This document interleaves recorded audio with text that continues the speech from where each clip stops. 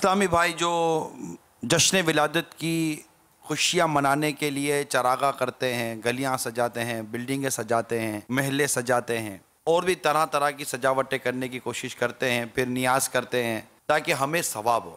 ہم تو سرکار صلی اللہ تعالی وسلم کی رضا چاہتے ہیں، ان کی توجہ چاہتے ہیں، ان کی ایک نظر چاہتے ہیں۔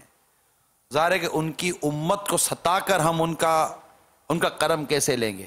ان کا کرم لینا ہے تو ہمیں ان کی امت کو فرحت دینی پڑے گی، ہمیں ان کی امت کے لیے آسانیاں کرنی پڑیں گی کہ سرکار صلی اللہ تعالی وسلم اپنی امت سے بے پناہ محبت فرماتے ہیں، بے پناہ محبت فرماتے ہیں، تو آپ کے امتیوں کو راحت پہنچائیں۔ اسی طرح اللہ توفیق دے تو ہم اپنی جیب سے کریں۔ اب ہر اسلامی بھائی، اسلامی بہن اب نیت کرے کہ ہم اپنی بلڈنگ کو، اپنے گھر کو سجائیں گے، اندر سے سجائیں، باہر سے سجائیں، آپ کی کھڑکیاں سجائیں، آپ کی گیلریاں سجائیں، اس پر کمکمے لگائیں، روشنی لگائیں اور بالخصوص جھنڈے لگائیں کہ اب رات کو روشنی ہوگی تو رات کو ہوگی، دن بھر تو روشنی تو وہ بلب تو نہیں جلے گا، تو سب پرچم ہو۔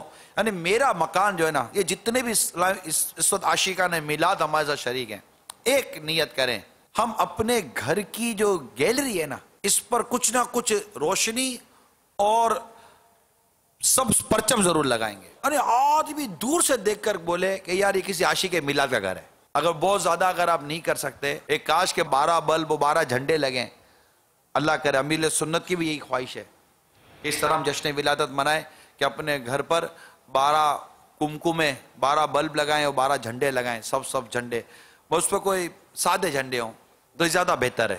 تو اس طرح مطلب کہ سجاوٹ کریں، اور اگر واقعی آپ کچھ بڑا کرنا چاہتے ہیں اور اسلام بھائی مل کر بلڈنگ سجانا چاہتے ہیں، محلے سجانا چاہتے ہیں، تو ربیع النور شریف کیسے منانی چاہیے، جشن ولادت کیسے منانا چاہیے، وہ اس رسالے میں لکھا ہے کہ ہمارا انداز کیسا ہونا چاہیے۔ اس کے ساتھ ہی اجتماعی میلاد ہوتے ہیں، اجتماعی ذکر و نعت خوانیاں ہوتی ہیں۔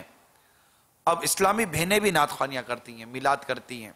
اب ان کی آواز کا غیر محرم کے کانوں میں جانا، اس کا حکم شریعت آپ سب کے علم میں ہے، اس کی اجازت نہیں ہے، اور دعوت اسلامی کے مدنی ماحول میں بھی اس پر پابندی ہے۔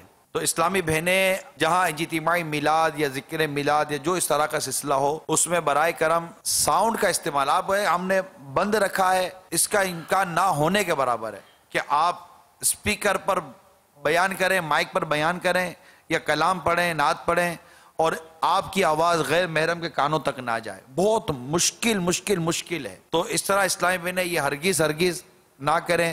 اسی طرح جشن ولادت کے سلسلے میں جو سجاوٹ ہوتی ہے، اس کے متعلق امیر اہل سنت نے مدنی پھول عطا فرمایا ہے کہ چراغاں دیکھنے کے لیے عورتوں کا اجنبی مردوں میں بے پردہ نکلنا حرام، شرمناک، نیز با پردہ عورتوں کا بھی مروجہ انداز مردوں میں اختلاط یعنی خلط ملط ہونا انتہائی افسوسناک ہے۔ باپا تو یہاں تک فرماتے جو میری مدنی بیٹیاں ہیں وہ گھروں سے نہیں نکلتی، یہ انداز درست نہیں ہے۔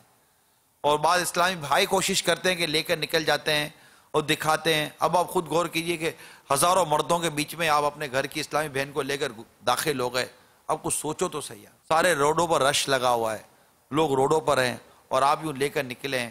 ماحول کے مطابق ذرا سوچئے کہ ہمارا انداز کیسا ہونا چاہیے۔ ہمیں اللہ اور اس کے رسول کو راضی کر کے جشن ولادت منانا ہے۔